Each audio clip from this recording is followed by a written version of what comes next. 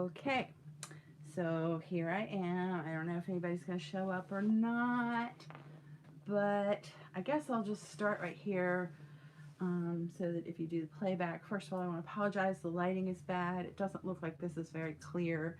Um, I'm doing this inside my house because it's dark outside. I don't have good lighting in here, and I apologize for that. But I wanted to wait until later in the evening because I have a feeling that some people might be ready to rip their hair out because they've been dealing with their kids all day or cooped up in their house.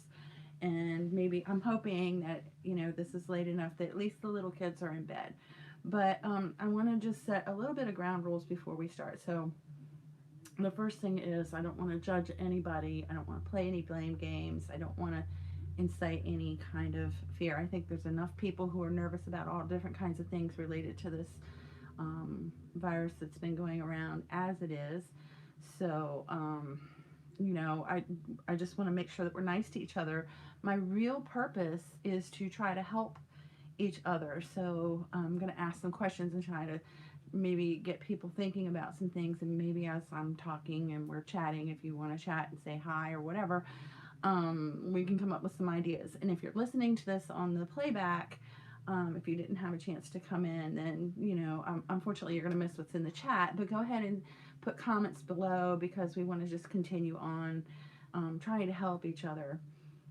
And there's a couple things that have inspired me to want to do this. So, the first thing is, if you saw my live from earlier in the day, I'll give you a little background if you didn't see it, or if you did, and some things have transpired since then. So, today, one of my customers is some gymnasiums, some gyms, places where people go to work out, and they were very, very slow today. And so I did a live shot in the one. There was two people there when I got there, and then they left. Excuse me, they left, and the place was completely empty. And this was right before 10 o'clock this morning. Usually, there's a couple people in there. It's not a busy, busy time, but I'm not alone in there usually. But I was at this time.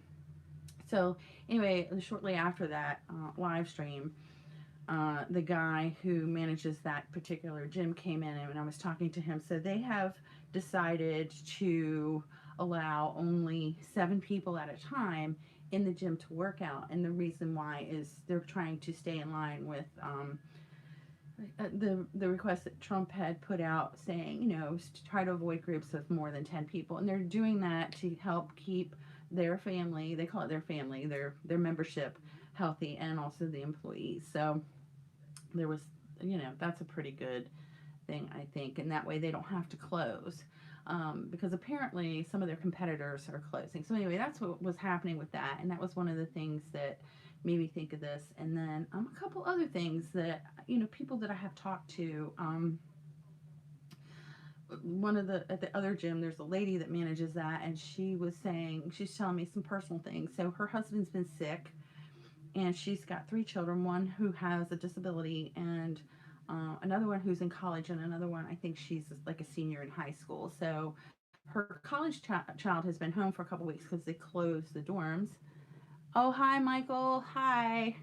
So anyway, they closed the dorm, so he's been studying from home, and since the dad has been sick, he's really paranoid that he could pick up this disease, and he is susceptible. So um, anyway, he made his daughter quit her job. She works at a grocery store, and she was upset about that. And he was trying to get the lady that works for the gym to quit her job, and she's like, I can't.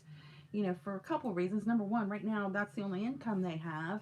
And number two, she has to get away from home because right now everybody is very frustrated from being cooped up in the house. So she feels like she's the only voice of reason. So there's one dynamic and an example of how this is affecting people. And then I also had a conversation with my sister today, and my sister, some background, she lives on my parents' farm. So she had been saying she wanted to have Easter at her house, and this is the best place to have Easter, I'm telling you, for Easter egg hunts. There's just so many places, so good places to hide the eggs. and it's just a really fun place for kids. There's a tire swing, and it's a farm. There's no animals, but it's still a lot of space, and there's some carryover from when my parents were there. So it is a fun place to have a family outing. But she was thinking that she wanted to cancel it because her job, she works as a look, you're not supposed to touch your face, right? Okay, so she works as um, a limo driver. She works as a limo driver, and a lot of her income is from taking people to the airports and to concerts and weddings and things like that. And because travel that's her main source of income right there is airport runs. And we know that travel has really come to almost a standstill. So she's lost a lot of money that way. And then people are also canceling their parties and their events and so on and so forth. So she hasn't had a lot of work. And her thought was, how can she have a big party if, um, she can't afford to pay her bills? And I'll come back to that in a minute because my son is living there at her house with his 3 children, and his girlfriend said something very wise. So I want to talk about that. But there was one other thing that kind of inspired me to want to do this, and that was the clip. I hope you guys saw this. It was a clip from I think it was Italy, and apparently it's very very bad there right now. And the people, they're stuck in their houses and their apartments, and yet they're making the best of the situation. They're hanging out the windows and they're playing guitars and whatever instruments they have, and they're all singing and really just finding a way to joyfully cope with the situation that they're dealing with. So, that's why I said I think there's enough fear. I think people are afraid enough, and they're worried about a lot of things. They're worried about their home life. They're worried about their kids and the vulnerability of certain people that may be in their homes, and they're worried about their finances. A lot of people, and then I think some people are just frustrated because a lot of jobs are telling people to work at home, and yet they have their children there. And I used to work for a business where you had the option to work at home, but at least where I work, they were very strict about having background noises. So they wanted you in a room where you didn't have pets, you didn't have street sounds, you didn't have noises from your children and things like that. They wanted it to sound professional. They didn't want the callers to know that, yeah, because I worked in a business where the calls would have been coming in, but they didn't want people who called in to hear sounds that would sound other than what you would normally hear in an office environment. So it may not be that way for other people who might just be able to work on the computers. But I know that was one of the issues with the work at home where I worked in the particular job that I did. So, there can be a lot of stress there. And so here we are. So, one of the questions that I have is, how are we dealing with just stress in general? So I want to go back to what my son's girlfriend said to my sister. She said that, let's see, Michael says his dad's the only one working right now outside of the house. See, so Michael, in that case, is your mom able to work? Does she work at all, or did she work and now she's not?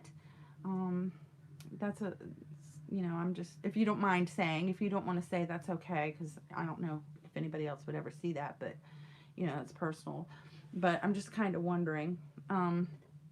Okay, so your mom is working at home, and I know you have a little brother, but he's probably old enough now to understand that he has to be quiet if that's what she needs, I think. Um, so my son's girlfriend had said that this is the time that we need to celebrate families and the special relationships that we had. And so she put her head together with my sister, and they're going to go ahead and still have Easter. They're not going to spend a lot of money because it's just not there, but they've found a way to put the good things that are going on and not just be, oh, I got to stay home and miserable all the time, and you kids are getting on my nerves, and the things that start happening when you're cooped up together.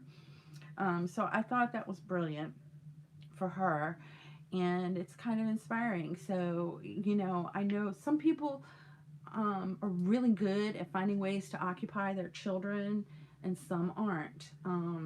well, some you may forget, or you get frustrated, or you get sidetracked, or you get distracted, and sometimes it's hard to get back on focus. Um, let's see. Michael says, we're teaching my little brother about what's going on. He was asking questions earlier today about the virus. That's another question. I hadn't thought about that. And I don't remember how old your brother is, but how many people are talking to their children about what's going on and what would be age appropriate? I mean, the truth of the matter is, they're telling people the best thing you can do is remember to wash your hands. So, you know, it's something we want to be diligent in teaching our children to wash their hands before you eat, before, after you go to the bathroom. Okay. Oh, he's little. So Michael's brother is 6. He's little. So, how much do you want to tell a 6-year-old or a 5-year-old or an 8-year-old about this thing? That's a question. And I think it's a personal thing. Some families are very open and very frank, and some families are, they guard their children a little bit more. But I guarantee you the kids are hearing it because everybody's watching it on the news, it's on the radio, it's everywhere. So I think there are discussions that we need to have. And I think, you know we don't want to scare our children, but we do want to teach them. I mean, they should always be taught to wash your hands in certain circumstances. Your mom's homeschooling. Yeah, there's a lot of homeschooling going on right now. And I'm not in that situation because my children are older. So I've been asking about that. And what about children who are in homes that don't have computers? I mean, I don't know how they're handling that. I mean, somebody was saying, everybody has a phone. They're doing it so that it can be on the phone. But how do you, I mean, I don't even know what the curriculum is anymore. My kids are all grown. I saw a 5-year-old a couple months ago spelling January. It was amazing, so um, I don't know what kids are learning at what age anymore. It's all so different now. But yeah, that's like a challenge right there. As a matter of fact, the customer that I have tomorrow, well, he canceled. He canceled, and one of the reasons why, not just that they're going to be home and his kids are home, that's one of the reasons why some people are canceling, but he's feeling overwhelmed because of the amount of work the kids have. The mayor over here last night talked about the importance of homeschooling during this time. Absolutely. This. All right. So I heard one person this is somebody I know, and she's very dear to me, but she's the kind of person who, um, I don't know a nice way to say it, and I don't want to say something bad, but basically, what you make your decision. She said that, she told me her kids are out of school, and that even if they go back, she's probably not going to send them.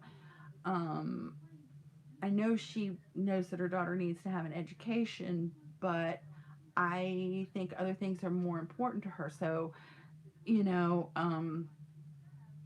we need to homeschool our child, and that's, there's a comparison right there between this customer who actually sent me some very dear texts as well. He thinks I should stop cleaning houses for a while because of Ray's vulnerability, which I kind of agree with, but I'm in the same situation. I need to take what I can get right now because I've had three cancellations in the last week. That's a lot of money for me.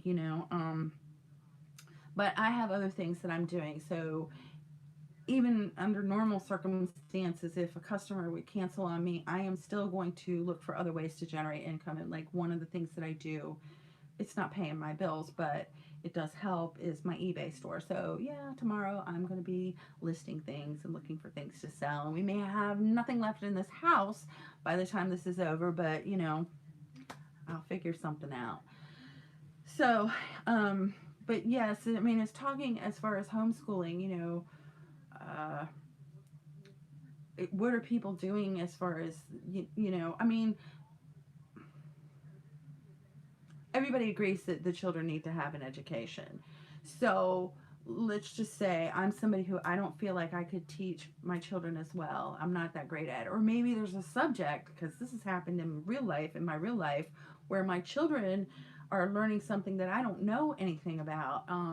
Other than standing over them with a stick and saying, you have to do your homework. You have to do, well, what does it say? Because I don't have the ability to explain it to them the way a teacher is. what can we do to help? I mean, is there a way, maybe a face, I mean, this just came to my mind, but this kind of the purpose of this is to get people thinking. Is it possible to start a Facebook group for your school and your grade? So if you go to Mountain Park, that's the school down the street from me, and your child is in fifth grade, can we have a Facebook group for fifth grade? And then the parents can go in there and the children, or whatever, however you want to work it, and say, look, for this lesson right here, these are the key points, or do a live session where somebody explains how something works, or how to do a problem on a whiteboard, or something like that. Is there, you know if there's something that's a hard part of the subject, because I just listened to the frustration in somebody's voice who was really very overwhelmed with trying to teach his children, and education in his house is very, very important. He wants his children to go to school, and I know that they're taking advanced classes. I don't know what this guy's, well, I know he went to college because I know what he does for a living, but his background is in design and that kind of thing. And I don't know if he has trouble. I mean, I don't speak Spanish. What would I do if my kids had to learn their language? I have a child who speaks fluent in two languages, and I would never have been able to help her if this was going on when she was in high school. So there's situations like that. And what else can we do with to help our children learn, or help parents help their children learn? I don't know if anybody else can think of anything, but that's why I'm doing this video. So, yeah, education's a huge problem, or a huge challenge right now. I don't want to say a problem. Education's not a problem, but getting our children to learn and stay on task and stay on course, for the remainder of this year may be a challenge, and more so for one person than another. So maybe that's an idea to help out. And then how are you going to spread the word to the classmates?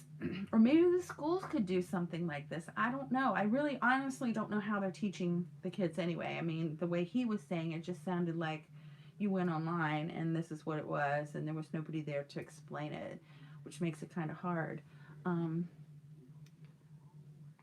okay, so Michael, and this is good, because Michael was saying his teacher, because he's going to college right now, he's learning how to do animation. And it's Michael Muro. He has his own channel as well. He does some cute little things. But he was saying his teacher is talking about doing some online webcasts to teach, which is great. I mean, you know, we learn not just from reading, but we learn through hearing, and we learn through doing. And so, yeah, if there's some ways that we can get interactive. I don't know what's happening. I just know that this was all very sudden. So maybe some schools are better than others too about how they're getting these things across to the children, or maybe some districts are better. I don't know. Um, I just don't know, but I just heard the frustration just minutes before I started this. So, yeah. And so that was one of the things that was coming through my mind. And what about just keeping your kids occupied? Like, and I guess it depends on where you are. Different things, because I know that some places are having curfews already. They're not, the whole state here in Georgia isn't having a curfew, but I know that Athens has a curfew. It's at 10 o'clock. But, that makes me wonder if they're having a curfew. What's going on there? If I live in Athens, would I think differently about going to the park, even for myself, versus if I lived in Athens? Maybe I wouldn't want to do that in Athens. I don't know what the situation is there, and I don't know what the situation is everywhere. But, what are we doing to keep our kids occupied? And it's still kind of cold in some places still, I mean, that's kind of hard here. I mean, you look outside, it's been beautiful the last couple days. It's been 70 degrees. It's perfect weather for going outside. And, you're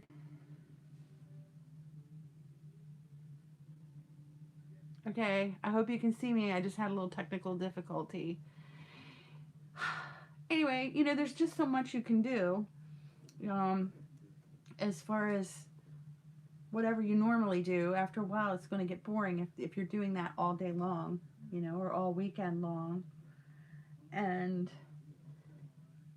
yeah, Michael says it's difficult to find something to do. So Uh, there's old-fashioned things that we used to do before we had the internet. When I was a kid growing up, we only had, I think, 3 or 4 channels. Okay, yeah, so we had certain things that we could watch. So I'll give you an example. It was about maybe 3:30 in the afternoon, 4 o'clock. We would watch Sesame Street. Now, since I was little, Sesame Street was on. The Electric Company, which I don't think they have anymore. Those are the two shows that we watched after school.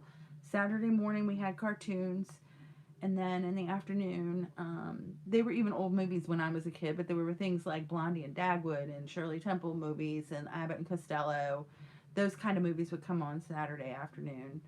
And then um, there were certain shows during the week that we might watch, The Brady Bunch, that kind of stuff. Um, Partridge Family. Oh my gosh, those are one. Sonny and Cher. We used to love Sonny and Cher, and then Donnie and Marie. I was a little older by the time that happened, and then when I was a teenager, it was things like Happy Days and Laverne and Shirley. Sunday night was Disney. Every week Disney came on, and it was usually something like a Davy Crockett show or a nature show, those kind of things. And we watched The Wild Kingdom. That was TV for me when I was a kid. There was very, there was something like every single night of the week.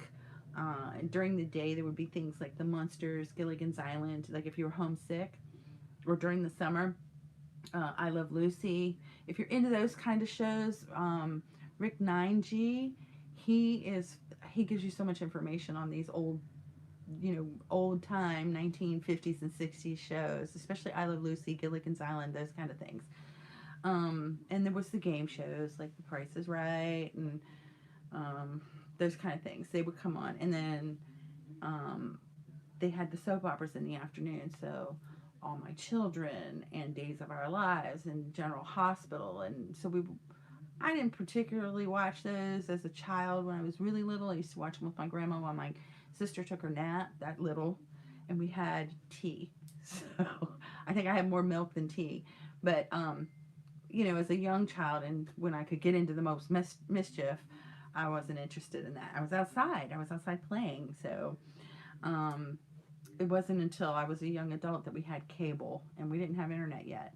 But, other things that we did, we played games, we played cards. Um, did you hear me? Did you hear about the movie companies releasing their movies early on streaming? So I had not heard that. I had heard, I don't remember what movie it was, something, there was a delay in the release, but I had not heard about any movies being released early online. That's interesting. I wonder how they're going to do that. Are they going to put it on the streaming services like Netflix and Hulu and those kind of places? And see, that makes me wonder again about this financial thing, how it has an impact, because I don't know if it's more profitable. I would think it would be more profitable for them to have them in the movie theaters, which we're not doing movie theaters right now. And I know, Michael, you like to go to the movies a lot. I don't go as often. I go to the movies about once a year. Um, so anyway, I just some weird thing came up on my computer. Sorry about that. But I don't go to movie theaters very often as a rule. I usually wait till they come out on the streaming services. But now I don't know. How would they? I don't know what would be more profitable. I mean, okay, so here's how I look at it. Okay, my customer who just canceled on me for tomorrow, he was very sweet. He was saying that he's afraid that I'm going to bring the coronavirus home to Ray, who, if you don't know, Ray is a diabetic. We're working on getting um, him under control, and he's actually doing very well as far as that. But he's also a recent amputee, so there's a couple little things about that here and there. But he's vulnerable. He is vulnerable, okay, and we're aware of that. So his point was, yes, I think he is correct in that I'm going into people's houses. I'm going into people's houses anyway, touching the nastiest parts of their houses. Now, I do it as a professional. I don't think he realizes that, I know about germs and have known about germs long before I even did this. It was part of my responsibility as a hairdresser to understand public hygiene. So I know about not like a doctor, okay, but somebody who needs to be responsible as far as public hygiene and how to protect yourself and those kind of things. But I'm not going to go too far into that. But yes, it was sweet of him to be concerned. And he thinks I should take off for 2 weeks. The truth is, I can't do that. Okay, I cannot afford to do that. Hopefully, it won't come to that, you know. But what was I saying? I lost my train of thought. I am so sorry. This is what happens when you get old. It was something about what he said, being a diabetic. I have to safeguard myself, okay? So I know to wear gloves. There's things that I do to make sure that I don't bring people's um, their contamination into my home. Not just that, but to take contamination from home A to home B. There's things that I've learned, and I can tell you. For instance, I think in one of my vacuum cleaner videos, I mentioned one of the reasons why I like the Shark vacuum cleaner is because I can empty the tank, and I do. I empty that tank before I leave every house. And the reason why I leave that dirt at their house, in their trash. And the reason why is I learned, thank God, in my own home and not somebody else's home. But basically what happened was I had a house that had some dogs. They were nice dogs. They were clean dogs. They weren't dirty dogs or dogs that were being neglected. The people took good care of their dogs. They weren't dirty people. But they are dogs, and dogs go outside to do their business. So they're vulnerable to fleas, okay? So I had vacuumed their house, and my vacuum broke. So I had their dirt in my vacuum cleaner. So I fixed the vacuum cleaner, vacuumed my house, and guess who got fleas? I only have a cat, and she's an inside cat, and my cat got fleas. Okay? That was my fault. I know that's how I brought them into my house. So, lesson learned, you empty that thing before you leave somebody's house, because I don't want to be completely accidentally, taking my fleas from one house to another. And, so I'm very careful about that. Because it would just be, I've just admitted a mistake to you. I think that might be one of the mistakes that maybe that's the video it's in where I confessions, and I told about a mistake. I don't know. I know I mentioned it somewhere, but it's something that I learned, and I'm still learning, and I want to continue to learn, and that's what we're doing. We're learning. We're kind of learning because we have to. So,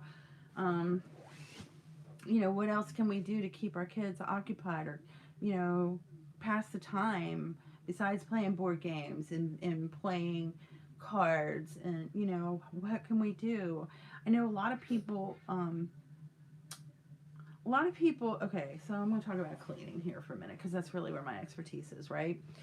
And I'm a mom, and I've raised 3 kids mostly on my own. Some are cleaner than others, even in my own family. They're getting better, but I have one child who's really, really clean. I have one child who's kind of clean. I have one child who's not really so clean. And I'm not going to name names. If you 3 are listening, you can figure it out on your own. Don't fight, and don't say nothing to me about it. But, and then I lived with my nephew for a little while, and he was at that age where he didn't want to do anything any adult told him, which is, just developmental. But anyway, trying to get stuff done, and, only having so many hours in the day, and also wanting to teach somebody how to take care of their own house when they get there, because that's our responsibility as adults, is to teach children how to be adults when they get to that point. So what can you do to make it fun, or at least not so miserable? So one of the best examples that I can give you is, it's after dinner, and it's time to clean the kitchen, and you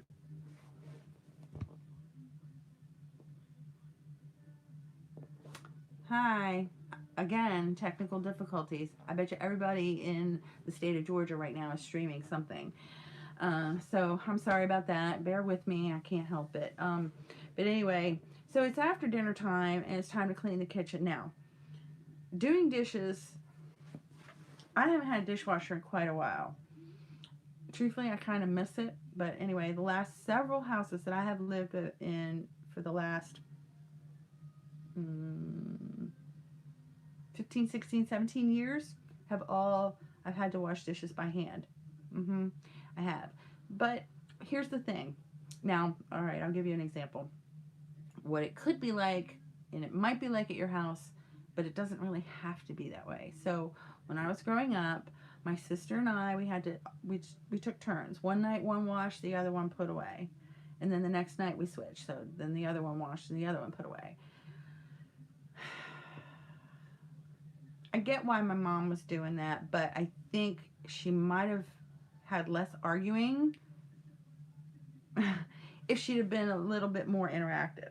There I go, touching my face again. My nose itches.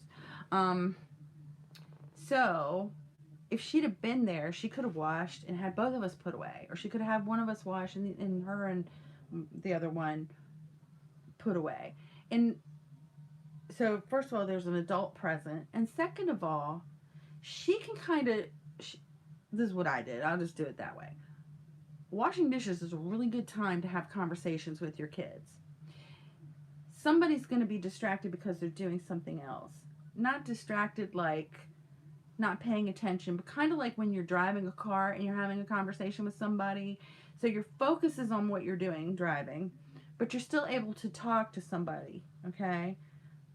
And that, so we're not having big, heavy discussions about why you didn't get an A or why you're failing or you don't like that boy, okay? But it's a good time to open conversations to get into what your children are doing, what they're interested in, what's bothering them, things like that, and get those things going in a situation that's not threatening to your child. Hopefully, that's the plan. You just want them to open up. So when you're doing something together and everybody has a common goal, people feel united and it's going to build trust. Just the mere act that we're doing this as a team, okay? So that's my thoughts on one thing. It's just that even with your friends, like, have you ever tried doing um, okay, here's where I picked that up. So we would have dinners or whatever with my ex-husband's family, and then after dinner, I would go into the kitchen to help clean up. It wouldn't necessarily be my responsibility, but I would be there. And that's when I had a lot of conversations with the women in his family, and I learned a lot about the family, and I learned a lot about being a mature woman versus being a young woman, and just lots of stuff. You know, we talked about all kinds of stuff. We talked about holidays. We talked about when they were a child. They talked about my children. It was just an opportunity to talk. And it was not threatening. Nobody was talking about, well, I mean, I guess it could have been something heavy, but it didn't have to be. That's the point I'm saying. It was just an opportunity to have a conversation. Okay? So there's that. Then there's this saying, many hands make light work. So if you're there, and this is why people ask me, how do you get your children to help? Because they're feeling overwhelmed. It's a lot of responsibility to clean the entire house, be responsible for entire house all on your own. So if you get somebody, you know, can you help me for 10 minutes, just 10 minutes to do blah, blah, blah, pick up the living room or, you know, fold the clothes or whatever it is that you have. You take 10 minutes, 10 minutes, just, or 15 minutes or 20 minutes, whatever it takes, you know, you tell your children you need their help, not, I want you to do this. You see the difference? Can you please help me? Because I think you know, it's better if we start younger, but, you know, we got to start somewhere. I just think there's a psychological approach that we can take to this to get children interested in helping us. Okay? Because that's what we want. We want help, right? And then through that, you can say, oh, when I was a child, you know, my grandma taught me that pledge is, I'm just saying something off the top of my head, but, you know, pledge makes her beautiful. I learned this from my dad, or, you know, my grandma taught me this, or my mom taught me this, or my aunt taught me that, or my mother-in-law taught me that, you know, or father-in-law, or brother, or sister, or whoever, you know, bringing in your family history into it, or, you know, I saw something incredible today, and this is what it was, you know, just opening conversation and letting them know that you appreciate their help. One of the things that I had to do with my nephew, it was like the only thing that would work with him, was tell him, look, can you help me just put the dishes away? We'll do a fire line. The way the kitchen was set up, it was really easy. One person would take the dish out of the rack, hand it to the other person, and then all they had to do was stick it in the cupboard or down in the cupboard or whatever. You know, but it just made things a little bit easier for him to want to help if I made it like that. And of course, then we started talking about things. And it took no time at all once you get working together. Okay, so Michael's asking me if I have a washing machine in my house. Oh, you have your washer and dryer on the outside. Okay. I do not have a washer and dryer inside my part of this house. So my situation is I live in a mother-in-law suite in a house. I have a kitchen, a living area that could be a dining room, a bedroom, and a very, very small bath. Okay, it's very small. This entire apartment is about the size of a two-car garage, and it's attached to another part of the house. On my landlord's side, she has a washer and dryer, which I can use on occasion, but I don't like to do that. I mean, I just feel like I'm imposing. So I personally do not have a washer and dryer in my house. I usually go to the laundromat unless I can't, or unless an emergency or something like that. But most of the time I go to the laundromat. But Michael, you bring something up that's kind of interesting. So a couple things. There was been twice in my life where we've had unconventional washer and dryer situations. When I was a child growing up, the house I lived in, this was so weird. I've never seen another house like that. Our washing machine was in the kitchen right next to the stove.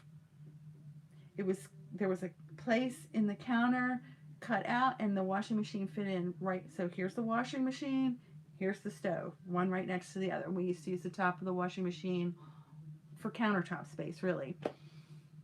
I don't know why it was like that, but that's the way it was the entire time I was growing up. Our dryer, so we didn't have a garage, we had a carport, and our front door was on the side of the house. It's weird, but that's the way it was. So you would go out the door, and underneath the carport, built in, was kind of part of the house, there was what we called the shed. Out there was the heater, the hot water heater. I think our electric meter was in there, the gas meter was in there, and the dryer hookup was in there. And the dryer hose used to come out. This is such a stupid idea, but anyway, it came out that wall next to the underneath the carport, and it would blow the lint from our dryer all over the carport. Stupid design, but that's how it was when I was growing up. So yes, we did a lot of sweeping, getting that dust and so on and so forth off the carport my entire childhood. So that was that situation. Now, the house that I lived in, not counting my parents' house because I lived there for a year before I moved to Georgia, the house I lived in with Ray in Maryland, why did we have it set up that way? Something happened. He had a washer and dryer hookup in the house, but for some reason, they had a strange setup too. Now, these are old houses, okay? He had hot and cold water outside. I can't remember. Maybe there was something wrong with a pipe or something, so we had it turned off. And we had our washer. I had a great washing machine there. It was one of those high efficiency front loaders. I loved that washing machine. But anyway, that was out on my deck. It was on my deck. Yes, it was.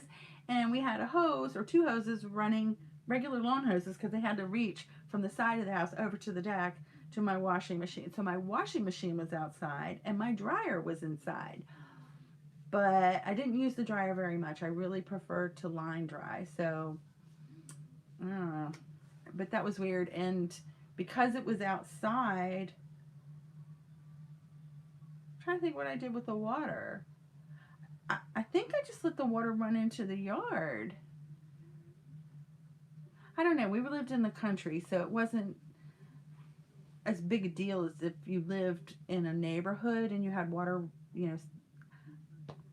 The only thing I think that would be harmful was maybe if somebody used a lot of bleach. But truthfully, I've been in situations where we've had droughts and they told you, a source of water if you need it for watering your plants and whatnot is from your washing machine. And I know people that did collect that water and use it for watering their gardens and whatnot.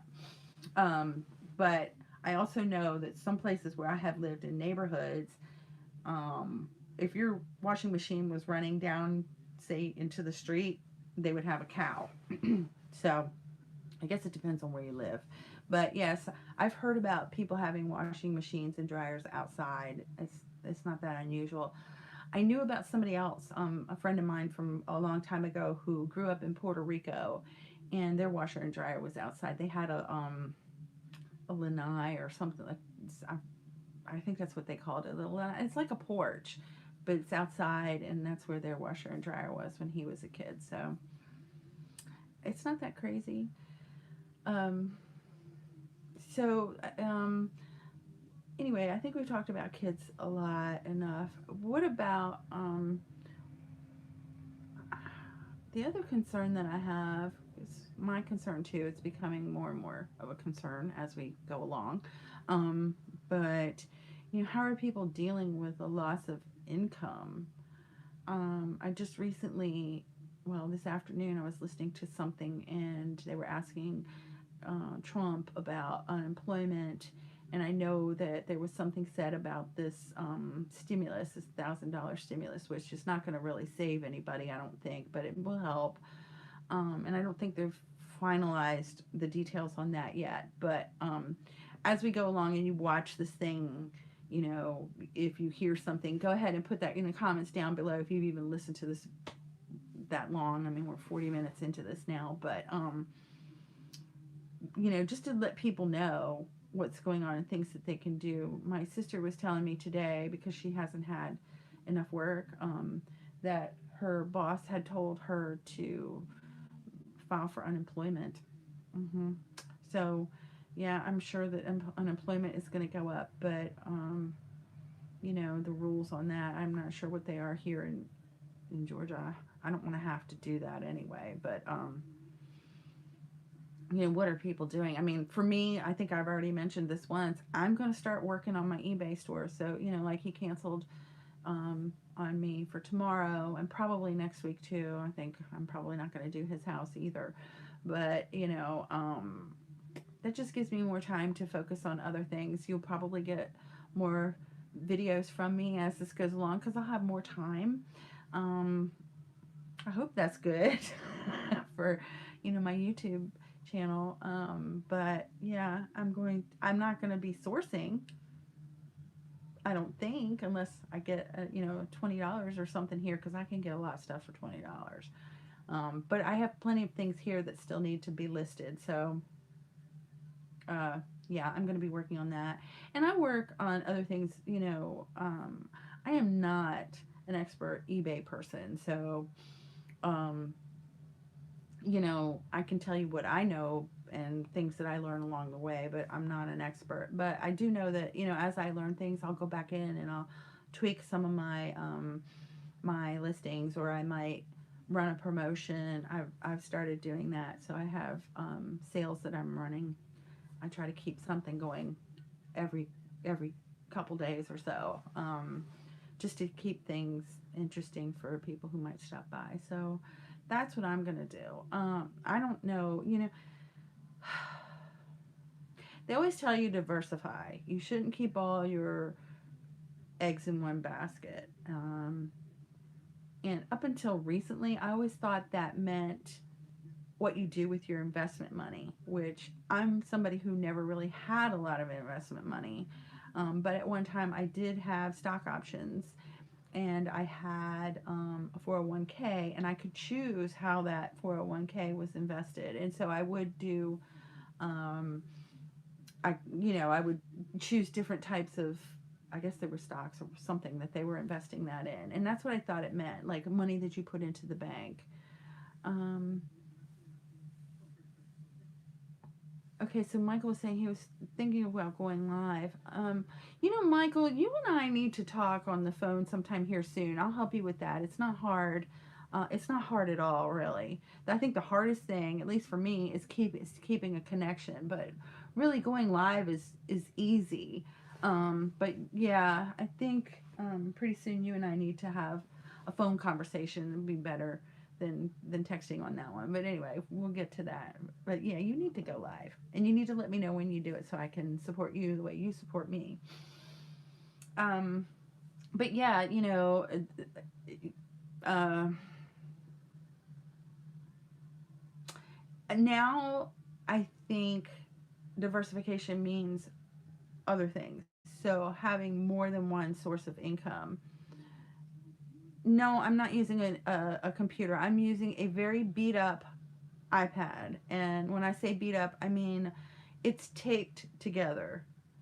So I don't know how clear it is what you see. What I'm seeing is kind of fuzzy, but I think it's the lighting. This thing still takes pretty good pictures, um, but It's nothing fancy. It's an iPad. And the lives that I did earlier today, if you've seen those were done on my phone. So I have a decent phone. This is my phone. It's not that old.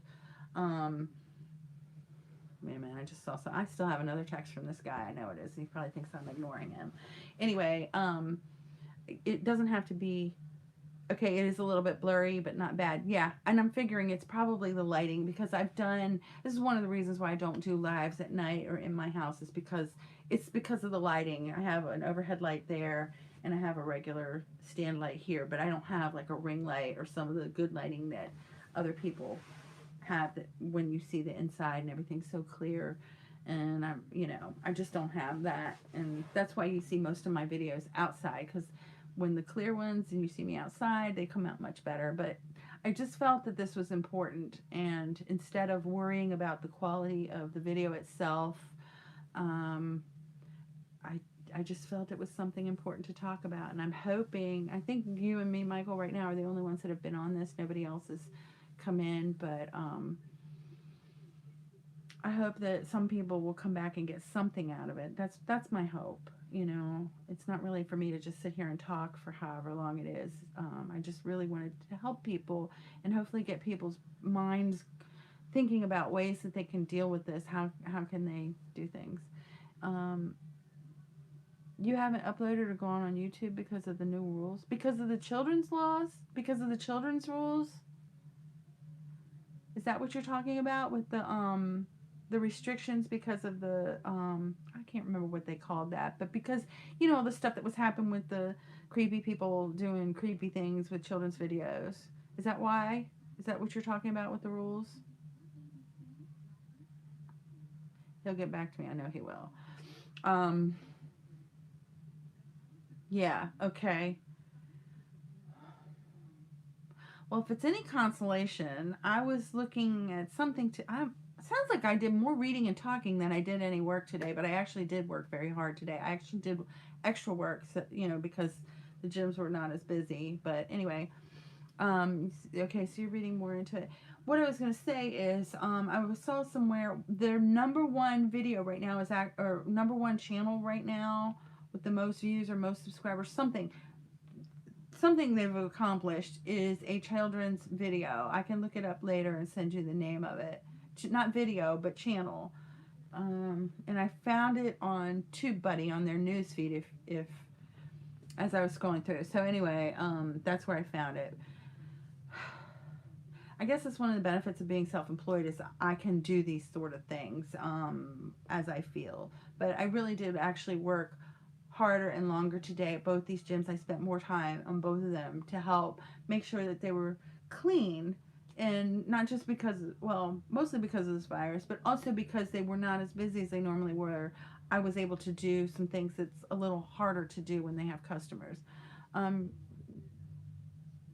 Okay, so you did upload a few videos and test and everything seems to be okay. Honestly, I think really with this type of material that you're uploading, as long as you indicate whether it's for children or not, you should be okay. It's required now. Now that you make me think about it, I should probably go back and look at some of my older videos. But anything that I upload now, I automatically say it's not intended for children. Now, I will tell you the truth. I know for a fact there is a child that watches my videos. He sent me a message today on one of my videos and asked me a question. So I do have children that watch. This kid is so funny. And he's a child. I don't know how old he is, but he is definitely a little boy. Okay, so I'm not calling somebody a kid. I know he's not 18 years old. You can tell by looking at him, unless he's got some kind of a disease that makes him look like a child, but I don't think so. I think he's a kid. But this kid, he doesn't have I can't say his name. I'm not going to say his name because he is a minor. I believe he's a minor. But most of his videos are cleaning videos. He loves to vacuum, I think. He asks me a lot of questions about my vacuum cleaners, and I think he's got a video on unboxing a vacuum, and there's one video of him where he's using looks like a very old vacuum to me. So, that's what I'm saying. Some kids are more prone to wanting to clean than others. I I don't know this kid personally. I don't even know this kid's real name. But I know he's a child. And I think that's crazy. You know, like one of my it cracks me up. Most of the people that watch my channel are millennials, okay? They fall in that 25 to 35 age group, you know. And it's probably because these are people who are starting families and buying homes and, you know, those kind of things. But there are other people who are younger that watch and they want to know how to clean. It's crazy. But um, for those of you who don't know, I talk to Michael a lot of times off of here. We've never talked on the phone. He lives in one side of the country, I live on the other. But we chat a lot. And I had mentioned to Michael maybe a month or so ago that I'm thinking about doing some other things. And I did my what it's like to be a groupie. I don't think that that's appropriate for a child. Okay, so Michael, you have kids who are fans of your content, but try to make videos for everyone. See, I think you're gonna be fine, Michael, because I agree. I don't recall ever seeing anything that would be bad for a child on your video. I think most of your stuff is fairly wholesome. You know, I haven't. You see stuff on TV that's worse than what you have. You know, that's geared towards kids. So, I think you're gonna be fine as long as you keep with the way that you're going. You shouldn't have any trouble. And I try to put the family. Yeah, as long as you keep it family friendly, you're fine. I I don't remember what the rules were for monetization on like children's channels as far as that goes. And I don't know if that's exactly what is hindering you. But I haven't seen anything that you have done that would be a violation of their terms of service. I'll put it that way.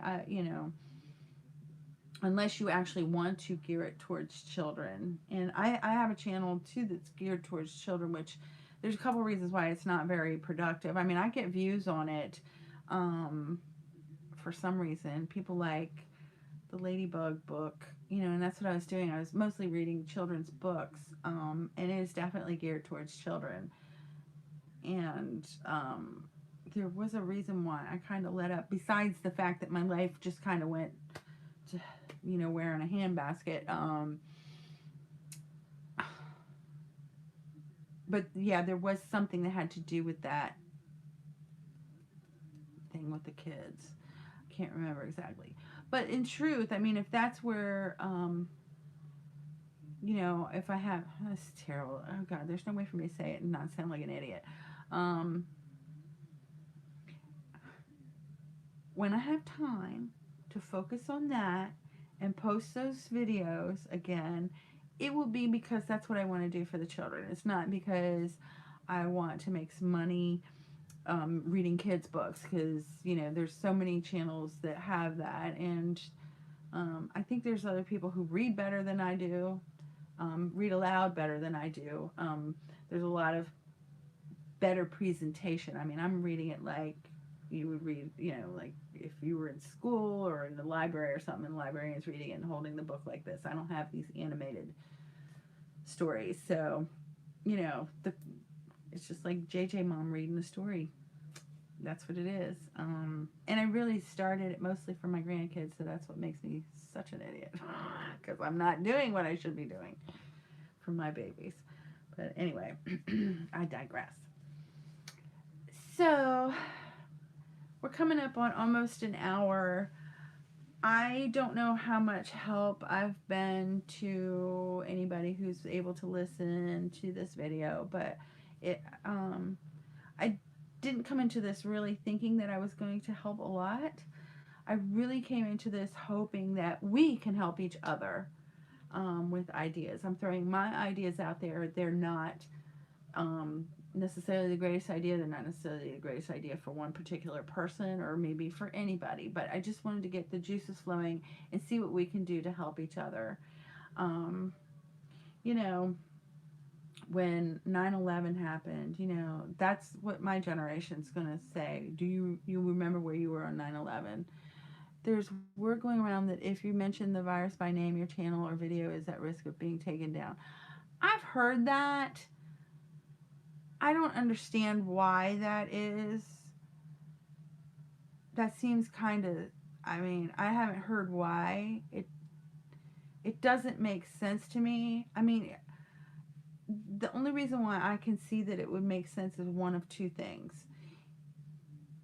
Yeah, the only reason that I can see that they would do that is if you're putting out false information or harmful information, or you're doing something hateful. And that was why I said at the beginning of the video, I didn't want to do any blaming.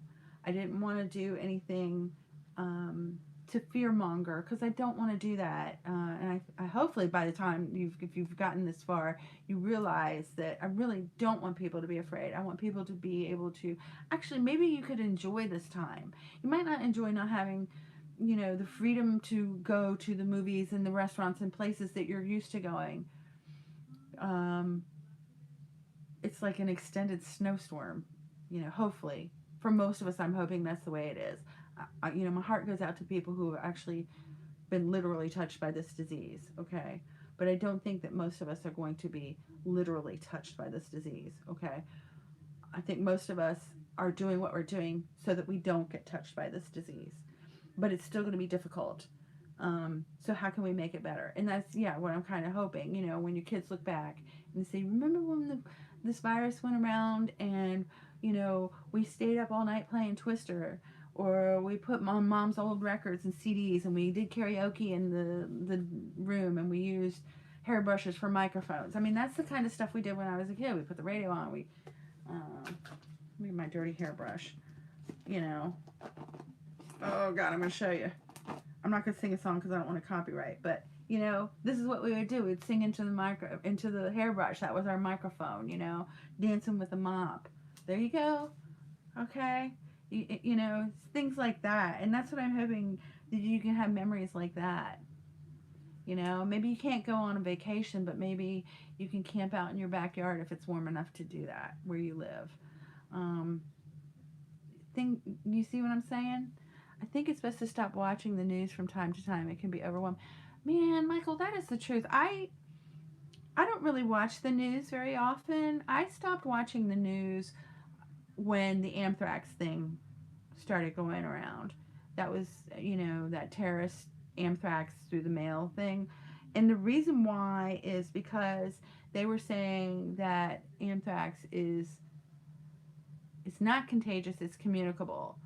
Okay, so here's a little science lesson for you, and this is why I got mad. I don't think the news people understood the difference between contagious and communicable. So this virus is contagious. That means that if I sneeze and you inhale my sneeze droplets, and I have corona and you inhale my droplets, that's contagious. That's how a contagious disease is passed around. Okay? A communicable disease, and this is how anthrax is. So here's a little blanket. Okay? If I have anthrax, well, anthrax, there's still creatures that have anthrax, like deer. Deer are a carrier of anthrax. We have deer everywhere. Okay? But let's just say I have it, okay? And I sleep with this blanket. Okay? And then I take this blanket and I go to Goodwill and I give it to Goodwill. Okay? And then you buy this blanket and don't wash it, which is nasty, in case you're wondering. But anyway, you bring this blanket home and you put it on your sofa because you think it's beautiful, because it is kind of pretty. Okay, and it gets cold one night and you wrap it up and there's an anthrax spore in here because 10 years ago when I died from it, okay, it's been sitting on this blanket for 10 years. And now all of a sudden this little anthrax spore says, oh, I feel something warm and I feel like coming back to life. And now you've got my anthrax that's been sleeping for 10 years since I died. That's communicable. Okay? So the fact of the matter is, and this is why the anthrax was so bad, and they were trying to keep people from getting nervous and upset, and I get that, but it was so bad because they were putting it in envelopes and sending it different places. And the person that did it, which we never found out who it was, that person knew that the anthrax wasn't going to die going through the mail. It wasn't, because most contagious germs, okay, including this corona thing and the flu and the common cold and you know, a lot of other germs, they will live for a certain amount of time on a surface, and if they don't have something to live in, they die. Okay? Because they're contagious, a contagious germ. A communicable germ will go to sleep, kind of. That's what a spore is. It's like an organism that's kind of sleeping, waiting for something to stimulate it to come back to life and be a terror again. Give you an example. Right now, Fort Detrick's actually working very hard on this coronavirus that we have. I used to live very close to Frederick.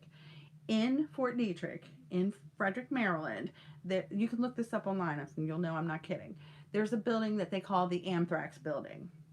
The building is empty. It's been that way for a very, very long time. That building is contaminated with anthrax because something happened. Nobody works in that building anymore. And it's been a long time. And the reason why is because anthrax is dormant in that building. But all they need to do is go in there and give it the right environment, and it'll come right back to life. So, you tell me, if my definition is true, and everything that I just said specifically about anthrax is true, which is worse, communicable or contagious? My personal feeling is communicable, because that's something that can sleep, that can live for a long time in a dormant state, and it doesn't take much to wake it up. Just the right host. Which I haven't heard anything about this corona thing that's going around as it being communicable. I've heard it being contagious. And even though it's bad and it's spreading very fast and people are dying from it and people are getting sick, eventually, if we do what we're told to do and we work together, there's not going to be that, it's going to go away. It's going to die down. It's not going to be as prevalent as it is now. That's the truth. But that building in Frederick will still have anthrax in it. Okay? That's why I don't watch the news. Because the truth of the matter is, and I'm not really big on conspiracy theories, but I think that anthrax that was going all over the country back in whenever it was came from Fort Detrick. There's a source right there. Yeah, that's my opinion. Doesn't make it fact. It's my suspicion. But that's why I don't watch the news. It made me so mad. Infuriated me. Yeah. And now you've had a science lesson. So if you're learning that in science and you want your children to know about contagious versus communicable, skip to, I guess, about the 50-minute mark. And I can teach them that, okay? So, I know we have somebody new on. I don't know who it is because I have such a big fan base. If you want to say hi, you can say hi. It's been me and Michael for a while here. If not, I do want to thank you for coming. I'm sorry that you missed so much of it. Yeah, I've been talking for about an hour. My kitty cat girl has been a good girl. She sat here the whole time and she didn't fuss or do anything bad. But I'm kind of getting tired. I gotta take a shower. Gotta do a bunch of other stuff. So I think I'm gonna say my goodbyes for now. You know what, before I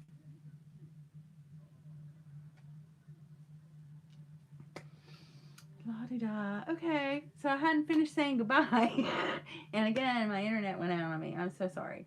I'm gonna cough. That's the proper way to cough. Like that, okay? Wow, now people are coming on. I've been talking all this time. I've kind of run out of things to say. Maybe the next time I'll wait a little later. Anyway, I guess, okay, so for the people who just came on, basically the gist of what my purpose for this video was, and I've babbled a lot, and it's been me and one other person through most of this, as far as I'm aware. We've been trying to figure out a way to help people get through this. So I don't want people to be afraid. And there's more than just the virus to be afraid of if you're losing work and people are getting frustrated or overwhelmed. You did.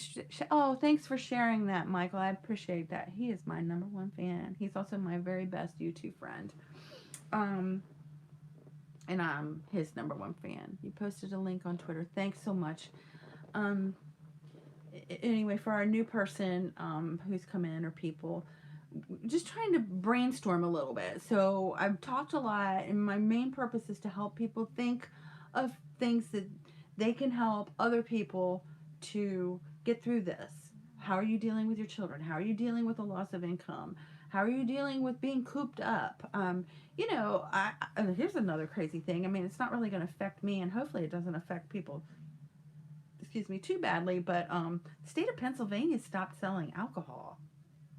Now, there's a lot of things that, we can joke about that, we can complain about that, but two things go through my mind immediately when you cut somebody off of their alcohol.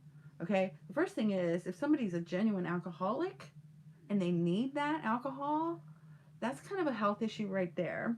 Not that we should promote addictions, but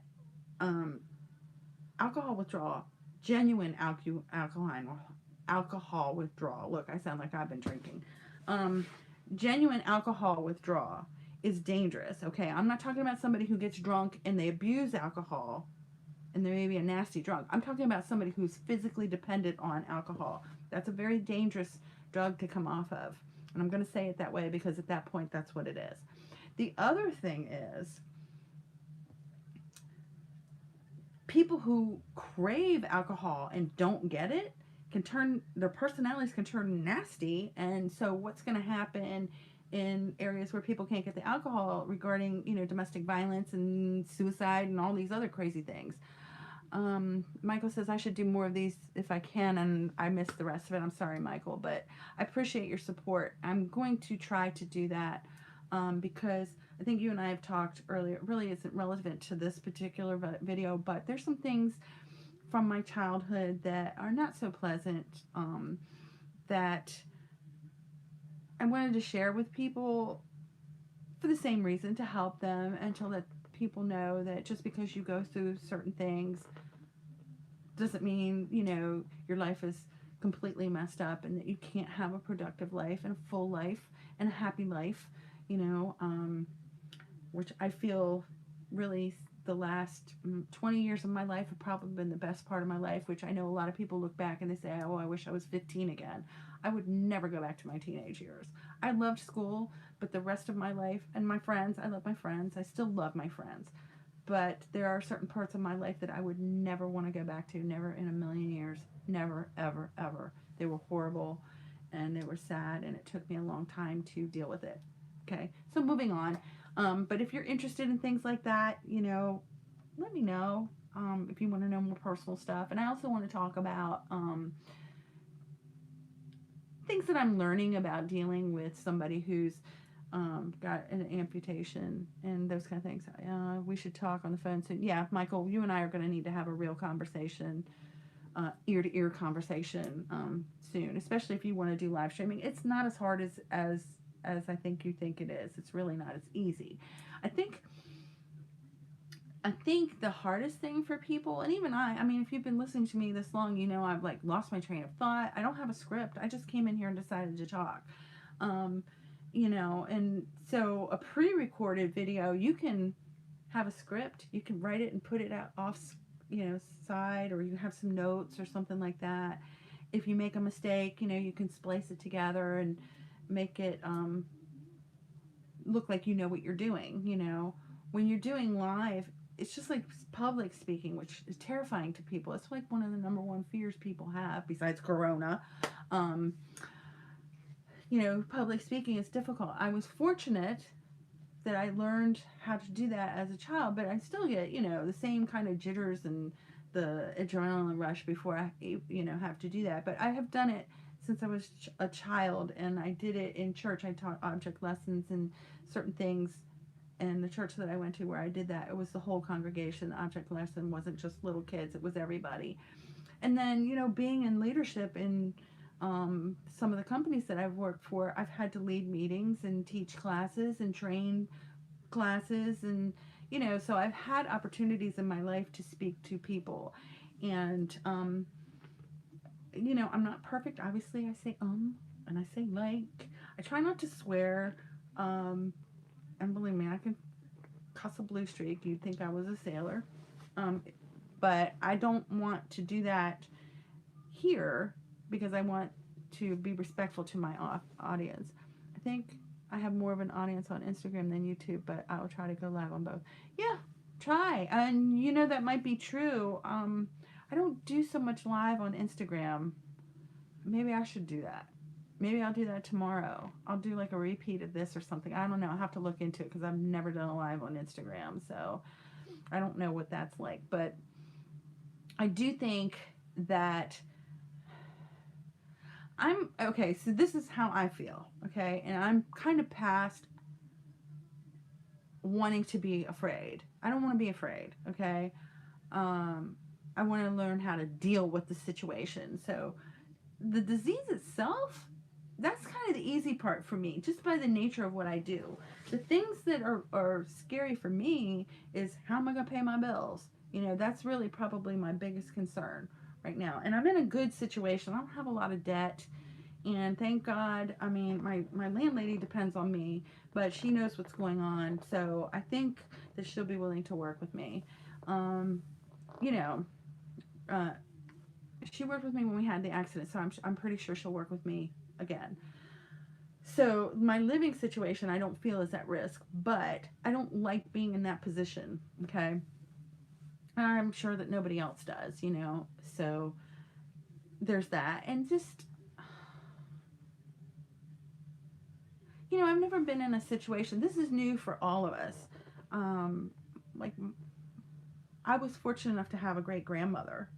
My great grandmother was born before 1900.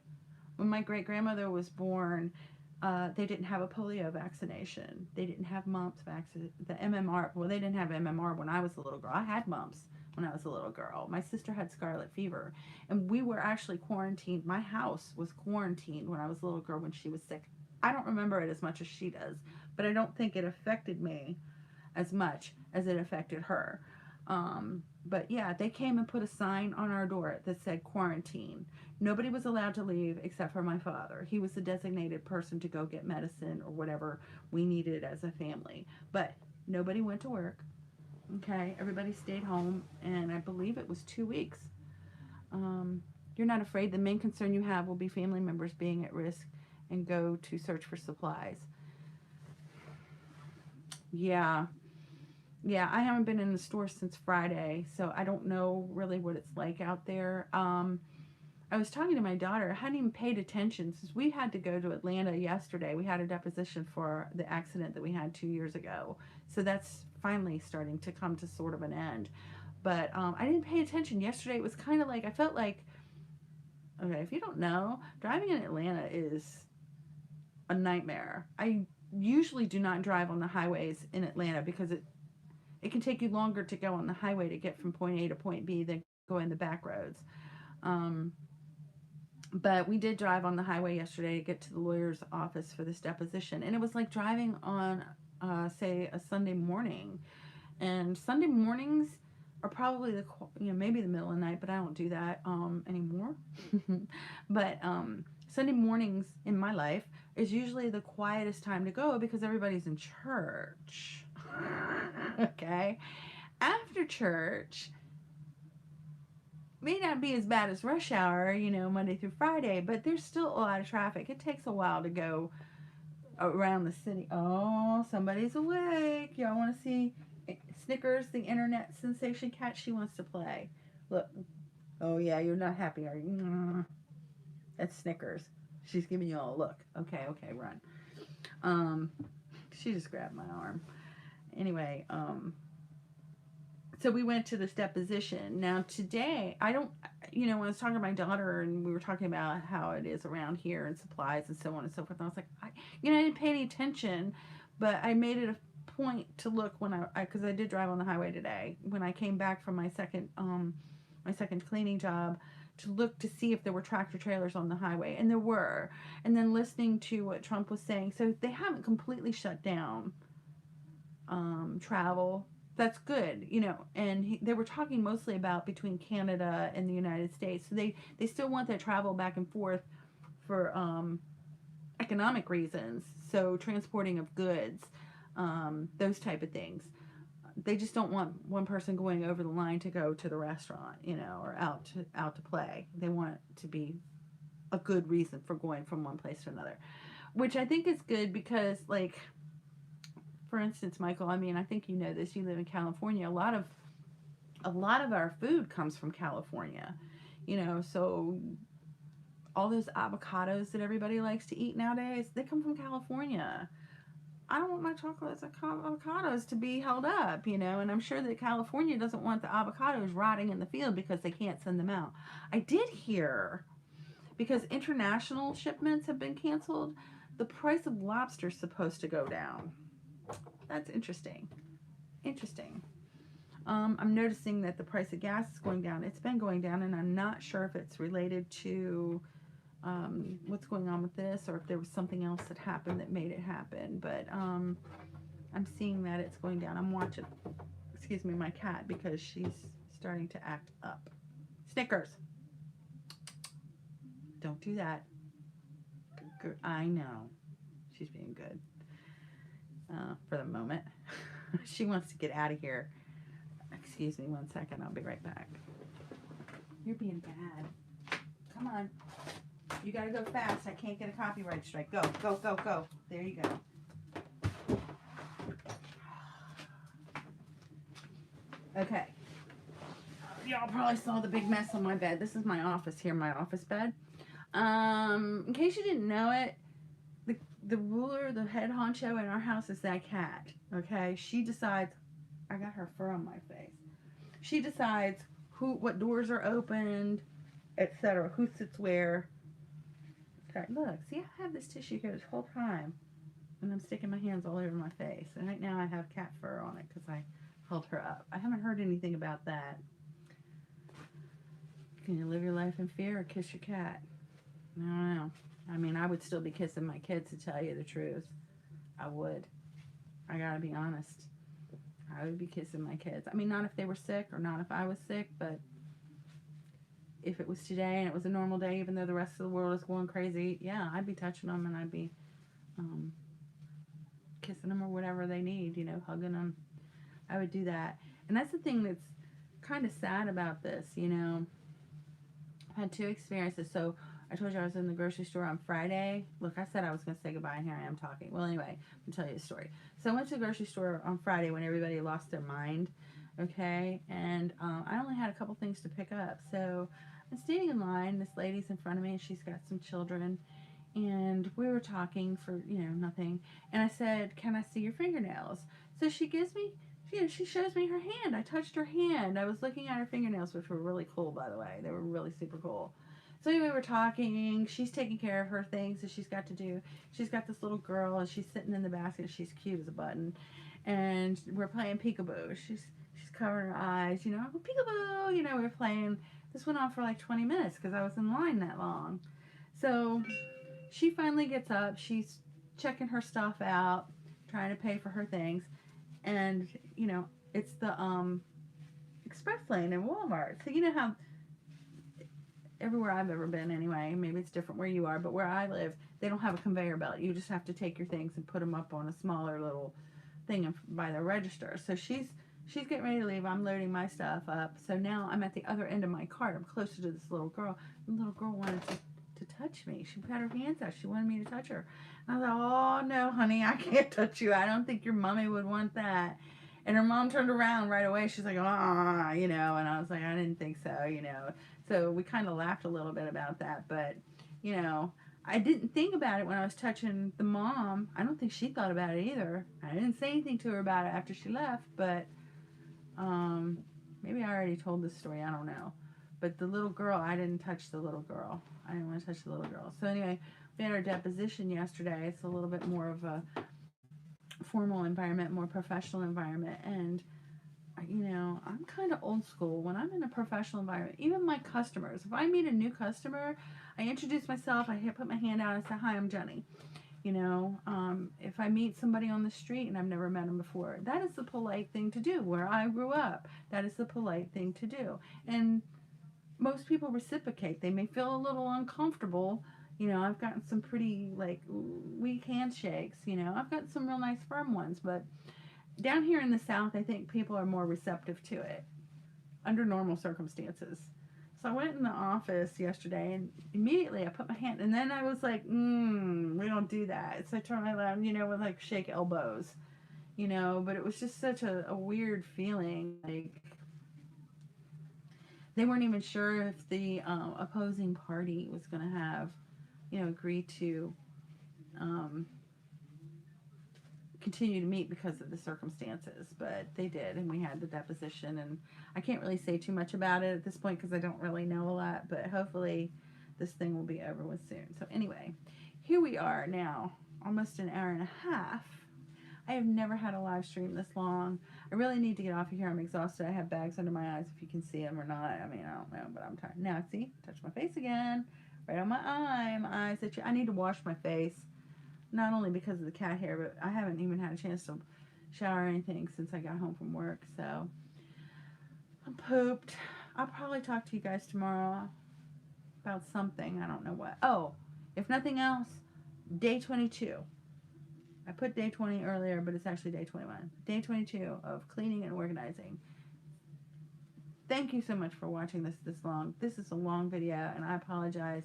And it's not like I said anything spectacular, but I appreciate your time. If you listen this long, I know Michael subscribed. If anybody else has listened this long, please subscribe. Please put comments below, not for my sake, but for your all's sake, and to share. And Michael, again, I want to thank you for sharing this video. And everybody have a good night. Please wash your hands, stay safe, and I will talk to you again.